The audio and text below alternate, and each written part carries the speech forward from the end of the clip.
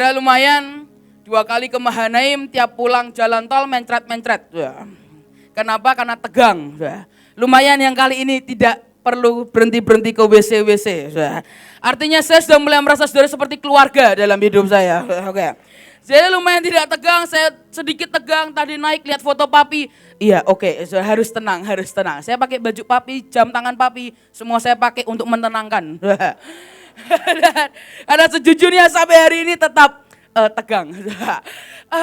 Saudara, tapi ketika saya berdoa khusus buat hari ini, saya sungguh berdoa, percayalah, saya sudah berdoa dari berbulan-bulan yang lalu. Saya tidak berdoa baru minggu lalu, saya berdoa dari bulan-bulan lalu tentang apa yang Tuhan mau untuk saya sampaikan di tengah-tengah kita. Saudara, dan saya teringat akan hari itu adalah ulang tahun dari Pak Daniel dan kita semua buat acara di AOC.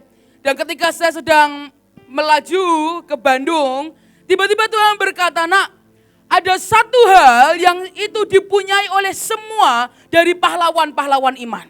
Bukan hanya pendeta-pendeta dari papi, engkong, emak juga Pak Daniel. Tapi sebenarnya dari pahlawan-pahlawan iman yang ada di Alkitab sekalipun. Yang sudah mati maupun yang hari ini para hamba-hamba Tuhan yang masih hidup. Mereka punya satu kesamaan," Tuhan berkata. Dan hari Tuhan berkata, "Nak, mereka punya kesamaan yaitu adalah mereka selalu memilih jalan yang benar dan bukan yang populer." Dan hari itu saya merenungkan cukup keras, saudara. Karena saya tahu hari-hari ini banyak orang memilih jalan yang populer daripada jalan yang benar. Karena firman Tuhan berkata, jalan orang benar akan pasti dicemooh. Dan hari-hari ini kita sangat malas sejujurnya, terutama saya, saudara. Malas dicemooh, malas dikata-katain sesat, malas dikatain tidak benar. Tapi sejujurnya pada akhirnya kitalah yang harus mempertanggungjawabkan pilihan kita di hadapan Tuhan nantinya. Saudara tidak bisa berkata, "Oh karena orang itu saya memilih jalan populer. Oh karena orang itu saya memilih jalan yang bukan Tuhan mau." Karena pada akhirnya semua itu adalah pilihan kita. Saudara, hari Tuhan berkata, "Nak, harus selalu pilih jalan yang benar dan ingatkan kepada semua orang yang pernah kau temui." Karena sekali lagi jalan yang populer itu belum tentu benar. Tapi yang benar pasti disertai Tuhan. Saudara, dan kita perlu mengerti pentingnya disertai Tuhan. Hari itu Gideon, ketika Tuhan berpaling kepada Gideon, Gideon berkata, "Tuhan, aku ini paling kecil. Aku ini paling miskin," dalam terjemahan lain. "Aku ini paling tidak dianggap. Aku ini bukan siapa-siapa." Bahkan ketika Tuhan memanggil Gideon, Gideon lagi ngumpet. Tapi hari itu bahkan ketika kenyataan Gideon Tuhan kasih ke Tuhan, jawaban Tuhan di Alkitab, Tuhan cuma berkata, "Aku Tuhan yang akan menyertai kamu." Dan bukankah hari itu kita melihat bagaimana kemenangan demi kemenangan Tuhan berikan dalam hidup Gideon.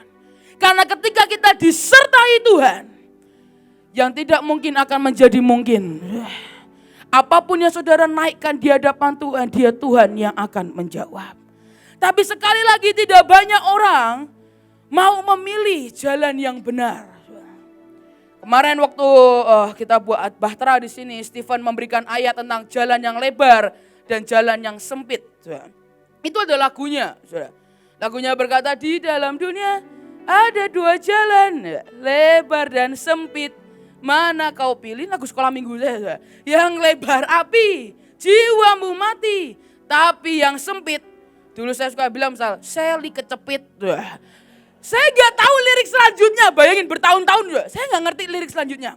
Tapi setelah besar saya baru tahu, ternyata lirik selanjutnya adalah Tuhan berkati. Sudah, karena kenyataannya menuju neraka itu seakan-akan jalannya lebar. Tapi untuk menuju ke surga itu sempit. Karena jalannya cuma melalui satu, cuma melalui Yesus. Gak bisa melalui jalan yang lain. Tapi pernahkah saudara mengerti, jalan sempit itu tidak populer. Kalau hari saudara memilih jalan, saudara lewat menggunakan mobil, menggunakan motor, saudara akan menggunakan jalan yang lebar. Jalan yang biasa orang gunakan. Kenapa? Karena di jalan yang sempit bisa terjadi saudara mungkin dibegal, ada mungkin perampokan, ada mungkin apa, bahaya, mengerikan. Gelombang ketakutannya lebih gede, lebih resah.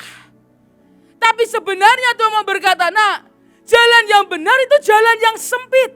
Jalan di tempat orang tidak mau memilih, tapi di situ hatiku berada. Jalan di tempat di mana orang tidak mau, karena takut dicemooh.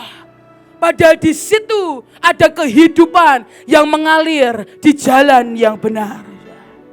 Firman Tuhan jelas berkata, Amsal 12 ayat yang ke-28. Amsal 12 ayat yang ke-28, NIT berkata, in the path of righteousness there is life. Di jalan yang benar ada kehidupan, but another path, tapi jalan yang lain akan menuju kepada kematian. Saudara, hari ini saya terlalu berdoa dan saya selalu mengerti bahwa saudara yang ada di tempat ini, mari kita selalu ingat untuk pilih jalan yang benar. Karena yang populer itu belum tentu benar, tapi yang benar pasti disertai Tuhan. Saudara, dan dalam kehidupan kita itu punya pilihan. Tapi ini yang saya amati, dalam kehidupan beberapa orang, ada yang hidupnya itu Tuhan boleh milih. Tuhan kasih orang itu kebebasan untuk memilih. Tapi ada satu lagi tipe orang yang hidupnya itu tidak bisa memilih. Artinya apa? Jalannya dipilihkan Tuhan. Saudara, dan sejujurnya kita sering berkata enak jalannya dipilihkan Tuhan. Ya, tapi kenyataannya gak semudah itu. Yusuf adalah orang yang hidupnya tidak bisa memilih. Dia tidak bisa memilih hidupnya dijual jadi budak. Dia tidak bisa memilih hidupnya untuk akhirnya difitnah. Dia tidak bisa memilih hidupnya harus dipenjara, harus dilupakan, baru diangkat. Yusuf tidak pernah memilih, tapi Tuhan pilihkan jalannya. Saudara tahu siapa lagi hidupnya tidak bisa memilih? Saya. Ketika saya baca Yusuf, tiba-tiba Tuhan bilang, kamu tahu kamu tipe yang seperti ini, hidupmu kamu gak bisa milih. Aku yang pilihkan jalan buat engkau. Dengan apa? Papi dibawa pulang, saya diusir, mengalami hal macam-macam, difitnah, dilupakan juga berkali-kali, macam-macam. Dan apakah saya bisa memilih? Gak bisa. Tapi apakah saya mengucap syukur Tuhan pilihkan jalan dalam hidup saya? Yes. Karena hari ini saya tidak menyesali. Tapi ada banyak orang yang Tuhan sering kasih pilihan. Saya tahu kenapa? Karena ketika hidup kita dipilihkan Tuhan, untuk kita murtad, untuk kita marah itu tinggi. Karena ketika Tuhan pilihkan jalan yang benar, yang tidak enak, kita akan berkata, kok gini sih Tuhan? Kok gini sih Tuhan? Dan seringkali Tuhan tidak mau kehilangan kita anak-anaknya, kecuali seperti Engkong Yusak berkata, kita yang berkata paksakan rencanamu dalam hidupku. Artinya kita mau berkata, Tuhan pilihkan jalan buat hidupku. Karena saudara, ketika kita salah memilih jalan, itu seperti jalan tol. Suatu hari Stephen waktu itu ada di Semarang, dia khotbah di tempat kami. Dan malam ketika saya tanya, Stephen mau makan apa? Biasa dia jawab western. Mahal banget sih, saya bilang. Dia bilang, ya pokoknya mau western, dia pilih restoran. Daerah atas tuh paling mahal. Itu saya aja jarang ke sana, mahal. Saya pilih sana, makanannya western. Oke, saya bilang. Kamu berangkat dulu sama Coach Joseph, saya ngurus gereja dulu. Setelah selesai saya baru nyusul. Hari itu mereka berangkat, mereka sudah sampai di tempat. Kalau dari gereja ke tempat restoran itu cuma 15 menit. Dan hari itu saya berdua dengan anak Ibu Ripka yang paling besar, Heidi. Saya ini bertahun-tahun dari lahir tinggal di Semarang, kadang nggak tahu jalan Semarang. Karena saya jarang nyetir waktu itu. Dan kemudian hari itu saya cuma naik, saya tahu kalau mau ke sana harus lewat jalan tol. Dan dari itu saya bilang Heidi telepon Ko Erik, dia bilang, tanya, saya tahu jalan tol, tapi pilih gerbang tol yang mana, dia bilang. Dan Ko Erik ditelepon, dia berkata, pokoknya gerbang tol pertama yang kamu lihat, masuk. Dia bilang, oke siap, mantap. Saya bilang, Heidi siap ya, oke gerbang tol pertama. Saya nyampe gerbang tol, saya ngerem. Gerbang tolnya ada 2. Dan hari itu dengan bodohnya saya tidak buka Google Map. Saya tanya ke Heidi. Heidi, ke kiri atau ke kanan? Dia bilang. Dan Hedi jawab, Cik, kataku ini gerbang tol pertama, masuk. Yang tol pertama kiri, saya ke kiri. Saya itu padahal ada tulisan segede-gedenya, saya nggak baca. Saya tanya ke Hedi, yang belum pernah nyetir waktu itu. Dan hari itu saya masuk ke kiri, saya nyetir. Hedi mulai cerita, dia kalau cerita sejam bisa nggak kelar. Cerita, saya diem, keplekmatisan saya keluar, saya diem. Dengerin dia cerita, saya nyetir. Lama-lama saya gini, kok tambah gelap? Saya bilang, kok lama-lama kota nggak kelihatan? Setelah itu tiba-tiba Roh Kudus marahin saya. Buka Google. Saya buka Google, saya tahu saya di mana? Di Batang. Itu sudah mau ke Jakarta. Saya mau kemana ya mungkin hari itu. Saya kaget tuh, saudara. Saya lihat Google Maps, saya muter keluar. Saya balik Semarang 1 kilometer. Dan akhirnya saya sampai ke restoran 1,5 jam. Dari 15 menit dikasih koma di tengah, 1,5 jam. Saya nyampe, Steven sudah selesai, makanan sudah habis, ludes. Saya cuma datang, mari kita pulang. Saya pulang, gak makan. Dan ketika itu saya di kamar tuh bilang gini, Sa, kamu tuh ya lucu. Dia bilang, Hedi lebih-lebih gak tahu jalan, kamu lihat. Dan Tuhan berkata, nak, seperti itulah kalau kamu salah pilih jalan, kamu buang waktu muter dulu, keluar dulu. Nanti saya diperhadapkan dengan 2 gerbang yang sama, saya hampir ke kiri lagi.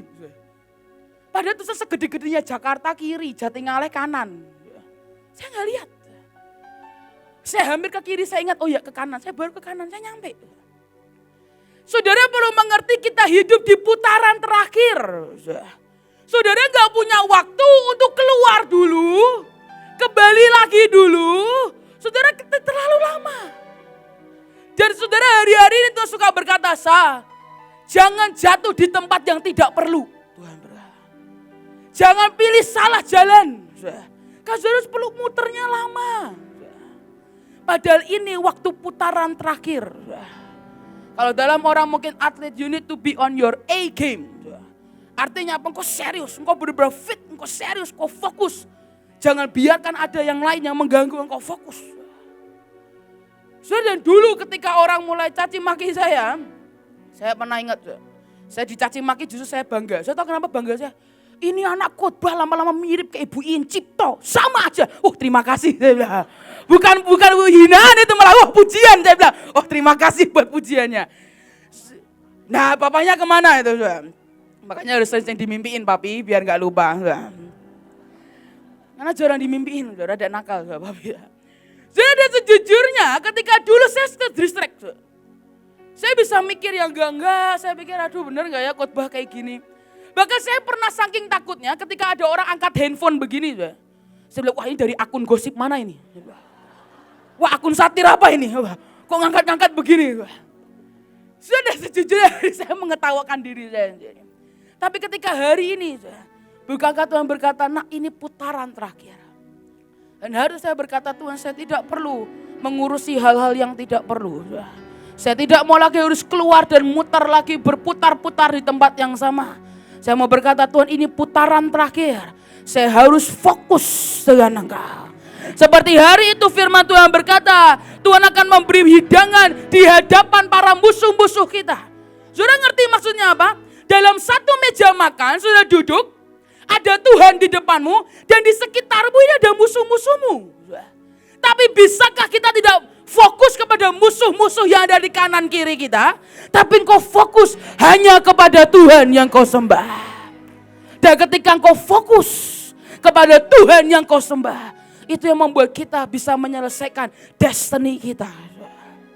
Sudah percayalah hari-hari ini, terutama COVID, pandemik apa, ketakutan, itu hanya mencoba saudara untuk mendistract. Saudara jangan berkata COVID itu enggak ada, saudara, atau apapun itu, saudara. Tapi bisakah engkau singkirkan dan engkau fokus ke Tuhan? Apa yang Dia mau, apa yang Dia suruh, mari kerjakan. Saudara, karena sekali lagi ini putaran terakhir. Dan sudah tidak ada lagi waktu untuk kita keluar lagi berputar-putar, buang waktu. Saudara. Ini waktunya kita selalu memilih jalan Tuhan. Dan mari selesaikan destiny kita bersama dengan Tuhan. Saudara, dan Kemarin saya pergi ke Kalimantan Barat. Saya ditawari Joshua, saya mau nggak masuk ke pedalaman. Joshua lupanya sedikit takut saya nggak bisa khotbah di pedalaman. Ya dia khawatir, dia sampai fotokan gerejanya. Dia kirim ke saya, dia bilang, kamu yakin mau ke pedalaman? Saya bilang, Jos, begini-begini. Saya bilang, saya di Jawa ke pedalaman terus. Saya bilang, saya pernah ke gereja yang lebih parah dari itu. Saya bilang, jadi berapa jam? 6 jam, ayo. Saya bilang, kamu suruh kirim kemana? Ayo, saya bilang, ini putaran terakhir, gak bisa manja-manja. Milih-milih gak bisa, gak bisa. Sudah tahu, dan ketika saya pergi ke sana, saya ketemu dengan gereja yang saudara saya kakak di 2 tempat. Satu di Duncan, satu di Benteng. Saya di Benteng itu jalanan 1 jam lagi, setelah dari Pontianak 6 jam, 1 jam lagi jalannya kayak orang gini. Badan mau dikontrol nggak bisa, jadi saya ikuti aja ke kanan, ke kiri, udah lompat lah pokoknya. Saya menikmati jalanan itu, udah batu semua, nggak ada paving. Saya nyampe di sana, saya ketemu dengan bapak pendetanya, dan di sana sebenarnya saya hampir di cancel, karena di desa itu mereka dapati ada beberapa orang yang kena COVID, dan mereka berkata kita nggak maulah kalau ada tamu yang kesini nanti tertular. Dan ketika ditanya ke saya bilang, loh saya tuh di Semarang tiap hari datang ke rumah orang-orang COVID. Itu tau ngapain? Saya cek tensi, cek saturasi, bersihin spray, bersihin kamar. Saya doain satu-satu. Saya bilang saya nggak apa-apa kok. Saya bilang, Bapak kalau mau terima saya mau jalan. Dia bilang jalan aja. Dia bilang, bapaknya yang didunkan, saya dibawa speaker. Mungkin kalau Christian Lazarus tahu, mereka terinspirasi dari kemarin kita ke pasar, Christian. Jalan ya. Dia bilang kayak yang di Jawa itu loh, yang bawa toa, saya bawakan toa. Kalau kepala desa menggagalkan KKR, ibu boleh jalan-jalan ke desa sambil khotbah. Saya bilang, oke Pak, siap. Saya berangkat ke sana. Tiba-tiba bapak di sana dia bilang ini. Dia bilang, Ibu Hadasa, saya ini sejak COVID ada, saya tidak pernah tutup gereja saya. Wih, aliran Mahanaim, wah luar biasa. Saya bilang, luar biasa Pak. Saya bilang. Dia bilang, saya ini diancam sama kepala desa. Kalau buat KKR, kalau dia kena COVID, saya tanggung jawab. Dia berkata, ya saya yang tanggung jawab karena saya punya Tuhan yang besar dalam hidup saya. Saya bilang, ya bagus Pak. Saya bilang, Pak Bapak ini langka loh. Saya bilang, di kota jarang ada yang kayak Bapak. Saya bilang, pendeta-pendeta banyak yang takut mati. Saya bilang, Bapak ini luar biasa. Dan tiba-tiba di hari itu, saya ini baru pertama kali merasa lebih dari Mahanaim. Saya tahu kenapa? Tiba-tiba saya dapat chattingan dari anak Mahanaim. Tiba-tiba dan dia bilang, katanya mau doain orang COVID ya? Harus bijaksana ya. Wah. Saya bilang, ini Mahanaim aliran mana ini? Kok salah ini kayaknya? Saya bilang, baru pertama kali seumur hidup saya merasa lebih dari Mahanaim. Saya bilang, kok kamu kok ketakutan? Saya bilang, roh ketakutan itu membuat kita gila. Tapi bukankah Tuhan berkata roh yang ada pada Tuhan tidak pernah ada ketakutan di dalamnya. Sudah sejak itu saya bilang, kok begini? Harus bijaksana. Saya tahu apa bijaksana. Dalam jalan mungkin jalur dunia mereka berkata kamu bijaksana ya. Gak boleh deket-deket sama orang COVID. Kamu gak boleh deket-deket. Saya tahu jalan Tuhan.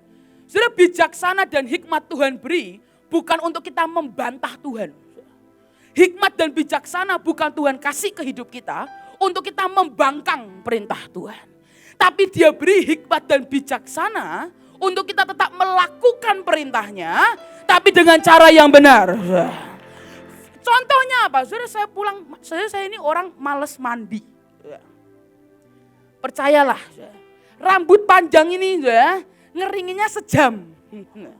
Saya ini tebel turunan papi rambutnya. Saya ini orang males mandi.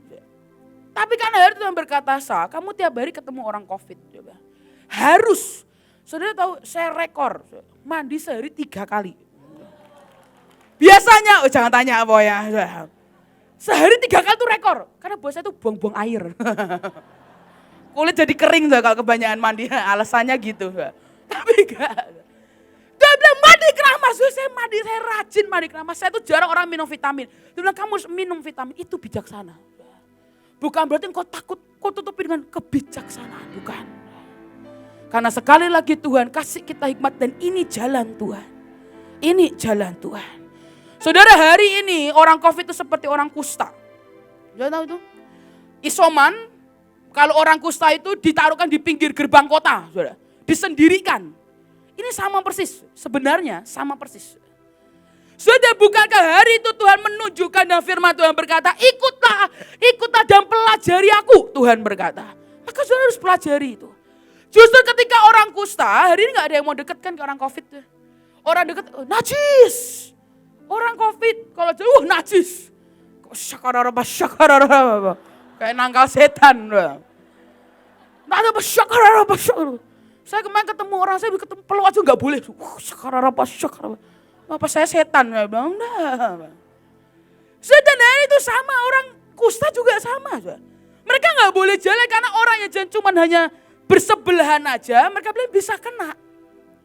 Dia orang berkata najis. Orang kusta begitu. Tapi bukankah Tuhan kita tunjukkan, dia jalan, dia datangi orang kusta itu dan mendoakan dan memulihkan orang kusta itu. Kalau firman Tuhan berkata lakukan perkara-perkara yang lebih ajaib daripada yang dulu Tuhan lakukan. Artinya orang COVID itu bukan untuk dihindari. Itu untuk saudara datangi. Saudara karena gini, isoman, kesendirian itu membawa orang gila loh.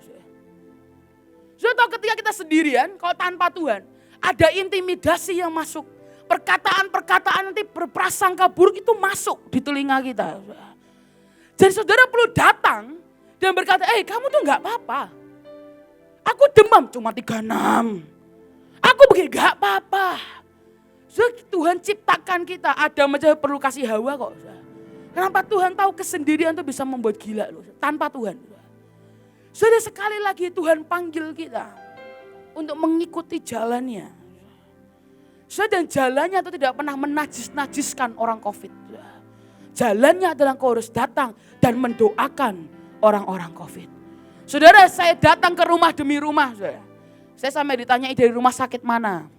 Karena saya tahu saudara kalau satu bagian ada yang kena, itu kan disebar luaskan tuh sampai wah dundak-dundar. Semarang tuh heboh. Jadi tiap kali saya datang saya bilang pembersih tungau. Serius, saya pakai JPD, saya bawa sedotan debu. COVID ya bukan, mau bersihin tungau. Jadi saya datang ke rumah orang COVID ya, sambil bawa itu saya bersihin. Itu bersihin tungau. Kalau pesan bisa nggak bisa. Saya bilang, khusus ada saya siraman rohaninya. Saya bilang, ini nggak bisa. Tapi sekali lagi, itu bijaksana. Hari-hari saya gemes ya, orang nggak bijaksana. Bijaksana itu bukan begitu. Bukan untuk menjadi alasan karena ketakutan kita. Tapi bijaksana engkau melakukan dengan cara yang benar. Bukan berarti engkau pergi dengan terus pulang tidak keramas. Tuhan berkata keramas. Cuci tangan. Makan buah. Dalam nama Yesus saya makan buah. Kemarin ada perintah baru. Makan bawang 2 siung. Saya lihat itu saya diam. Saya bilang gimana ini? Saya makan secuil aja mau muntah. Saya bilang ini gimana ini? Saya bilang Tuhan engkau tahu anakmu ini. Saya minum vitamin D. Saya jemurannya banyak lah pokoknya. Tapi sekali lagi. Ini benar-benar waktu di mana kita akan ditekan. Saya tahu. Kau pilih yang benar, kau akan ditekan. Kau pilih yang benar, kau doakan orang COVID, kau akan ditekan. Tapi gimana kita mau berkata Tuhan, kalau ini memang korban yang harus aku letakkan, akan aku letakkan. Jika ini yang kau mau, akan aku letakkan. So tadi ketika Kak Leo cerita, tiba-tiba saya lihat peta Indonesia.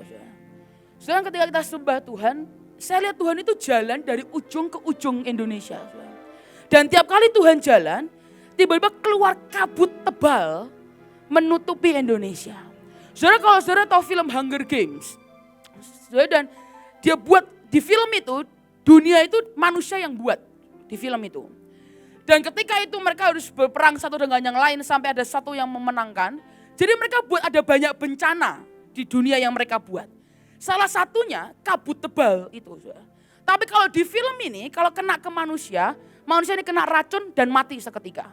Tapi yang saya lihat di Tuhan itu ketika kabut itu menyentuh orang, tiba-tiba orang itu sembuh. Tiba-tiba orang itu sembuh. Dan hari Tuhan berkata, nak kenapa Tuhan bisa jalan dari ujung ke ujung? Tuhan ingatkan saya, bahtera di awal-awal. Dulu kita menduduki pulau demi pulau. Dan Tuhan berkata itu menjadi tempat pijakanku untuk jalan ke seluruh Indonesia. Dan ketika Tuhan jalan, ada kabut, hadirat Tuhan. dan kesembuhan itu mengalir tengah-tengah kita. Dan saya lihat setiap pasukan dimanapun mereka keluarkan dupa. Saya seperti tadi Kak Leo berkata, dupa itu tidak bisa keluar kalau tidak ada korban di dalamnya.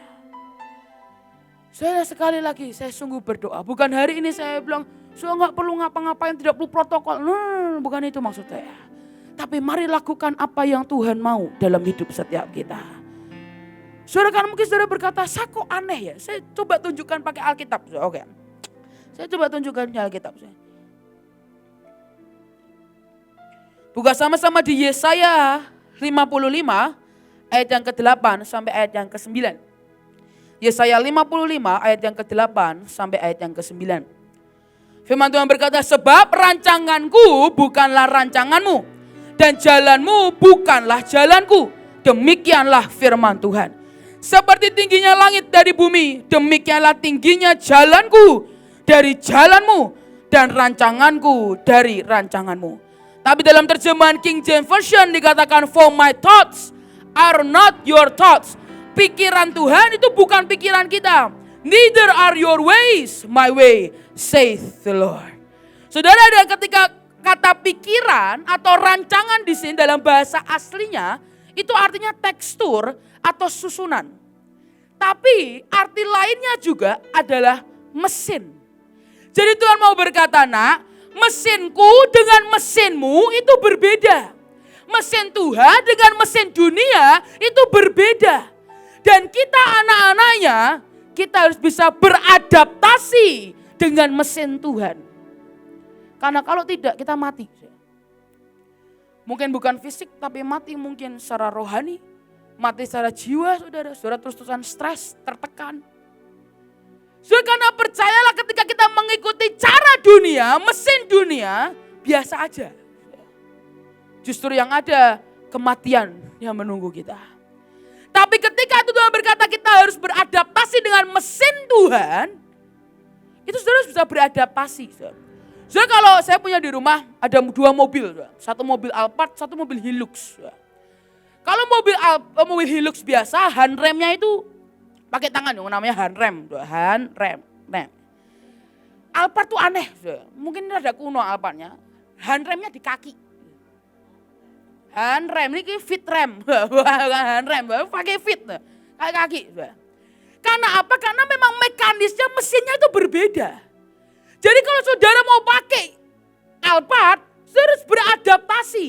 Sama seperti saudara dari mobil manual, motor manual, mungkin dari matic ke manual itu paling susah. Tapi saudara harus beradaptasi dengan mesin yang baru. Dan Tuhan mau kita untuk beradaptasi dengan mesin Tuhan. Artinya engkau berjalan dengan sign and wonders itu bukan aneh. Artinya engkau sedang berjalan menggunakan mesin Tuhan. Karena ketika engkau menggunakan mesin Tuhan, ada anugerah, ada kekuatan, ada urapan yang akan mengikuti saudara. Maka sign and wonders itu yang akan terjadi. Tapi sekali lagi beradaptasi itu gak mudah loh. Beradaptasi itu gak mudah. Tapi sekali lagi saya mau berkata seperti Amos. Mari jalan sepakat dengan dia. Mari jalan sepakat menyesuaikan diri dengan cara kerjanya, pola pikirnya. Baru kita akan berhasil. Dan kalau saudara mau tahu, kok bisa sama mesin Tuhan itu aneh. Saya coba tunjukkan lagi. Matius 11 ayat yang ke-28 sampai ayat yang ke-30.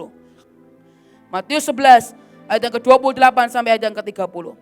Marilah kepadaku semua yang letih lesu dan berbeban berat. Aku akan memberi kelegaan kepadamu. Ini masih enak ya saudara ya. Masih hayat hafalan kita semua. Ini masih enak saudara. Tapi bagaimana caranya Tuhan memberi kelegaan? Firman Tuhan berikutnya berkata, pikulah kuk yang kupasang dan belajarlah padaku. Karena aku lemah lembut dan rendah hati. Dan jiwamu pun akan mendapat ketenangan. Sebab kuk yang kupasang itu enak dan bebanku pun ringan. Saudara, kalau kita itu berbeban berat, normalnya kita minta dielus-elus. Ya kan? Normalnya orang yang berbeban berat ya diangkat bebannya. Tapi Tuhan berkata, engkau mau kelegaan? Pakai mesinku, pikul kuk. Saudara itu mikul kuk, benar-benar mikul kuk. Tidak ada terjemahan yang lain. Pikul kuk, benar-benar memikul kuk. pikul salib, pikul kuk.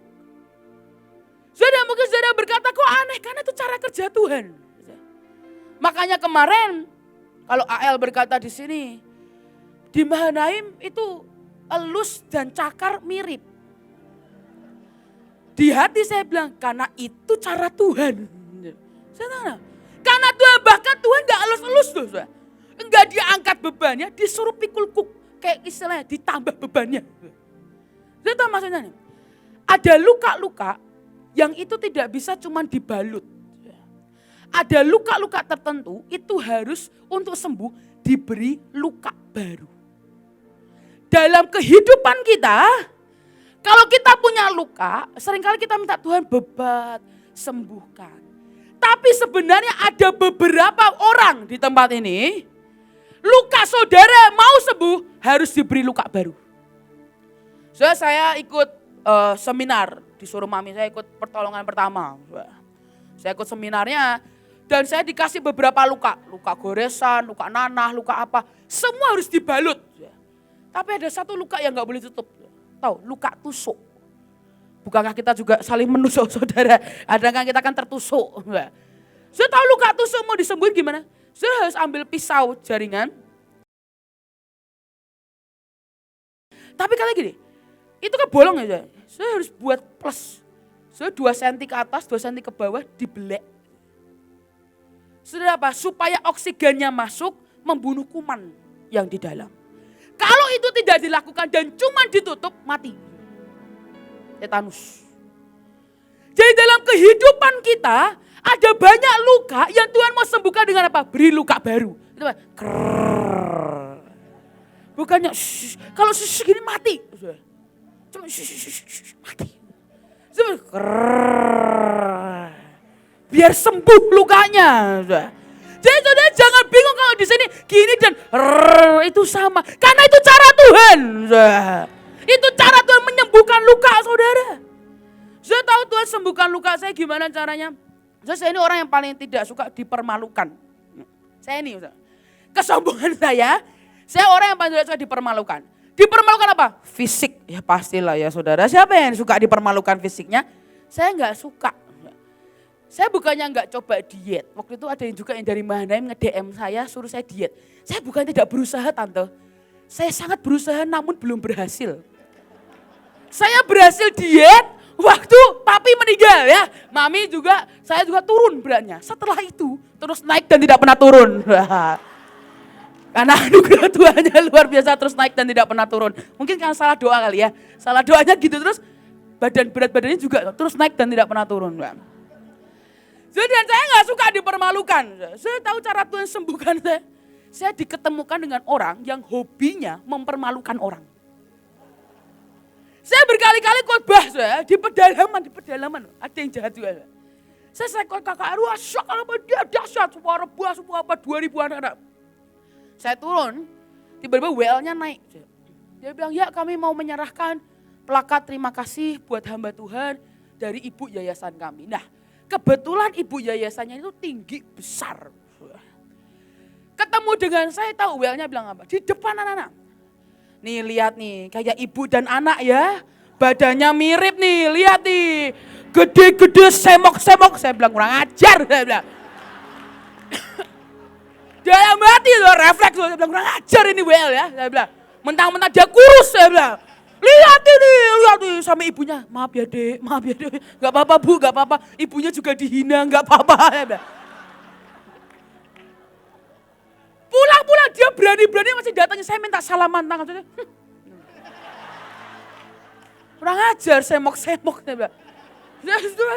Wah saya gak suka diperlakukan. Sejujurnya Tuhan temukan berkali-kali. Ada yang lebih parah lagi, kemarin, baru saya alami kemarin.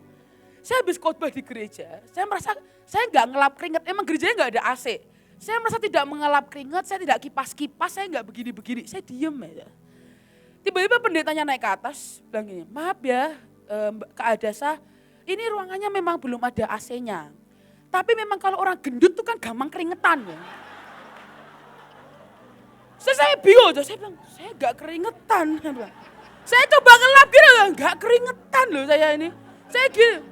Saya bilang, emang orang kurus gak bisa keringetan ya? Saya bilang.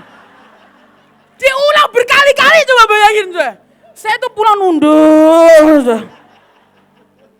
Saya bilang, aduh Tuhan.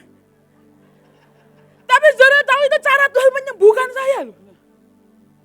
Sudah sejujurnya hari ini, biasanya setelah itu saya tuh gak mau khotbah, saya gak mau apa. Saya bilang, udah lah gak usah ngapa-ngapain. Saya bilang, pakai-pakainya yang bener aja, memang gak usah cantik-cantik. Saya bilang, toh juga ujungnya dibilang gendut. Saya bilang, dandan cantik-cantik tapi dibilang gendut. Saya bilang, udahlah. Saya bilang, katanya gak jaga badan, saya itu jaga badan dengan firman Tuhan.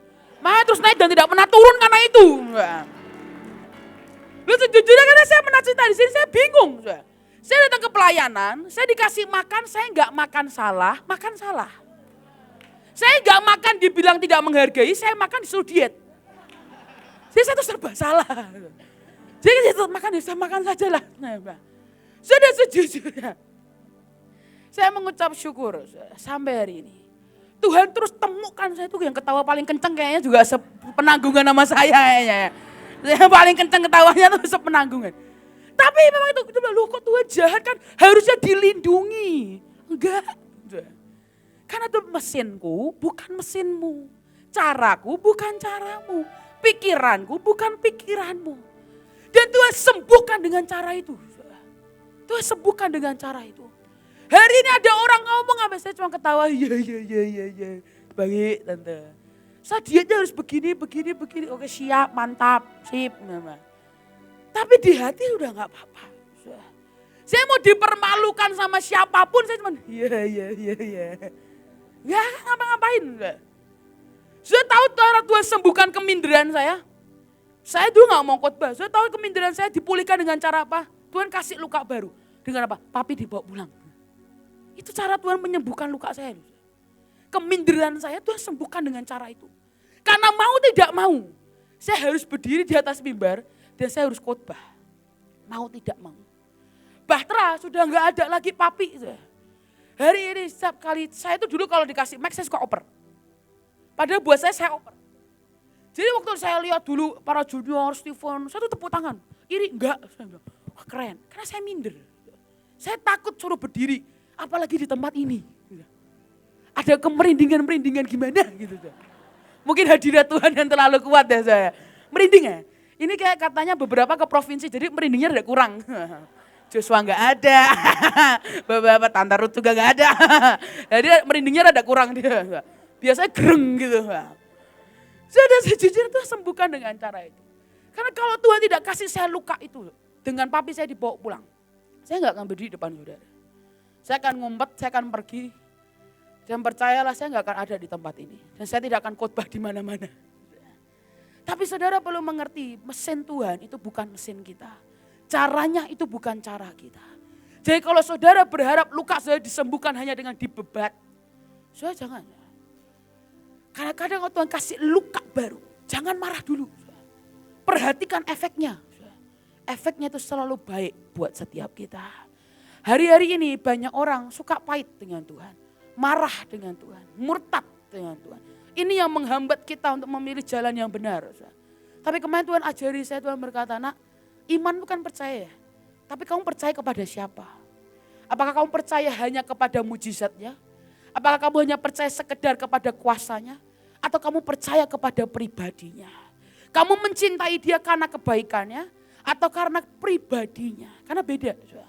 Kalau saudara imanmu percaya kepada pribadinya, mau Tuhan kasih apapun dalam hidup kita, didikan apapun itu, kita akan tetap beriman dan percaya kepada Tuhan.